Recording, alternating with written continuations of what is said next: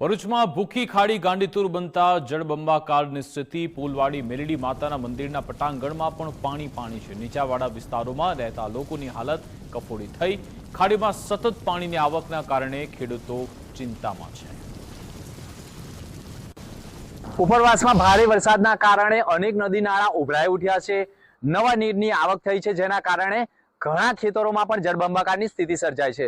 ભરૂચ તાલુકાના કેલોદ નજીકથી પસાર થતી ભૂખી ખાડી હું તમને બતાવીશ। આ ભરૂચ તાલુકાના કેલોદ અતિ પૌરાણિક મંદિર આવેલું છે મેલડી માતાનું, અને આ મંદિર જે નીચે પણ એક ડેરી આવેલી છે અને તેનું મહત્વ વધારે છે। ખાસ કરીને વાત કરીએ તો સંપૂર્ણ આજે કેલોદની ભૂખી ખાડી છે તે ગાંડીતુર બની છે।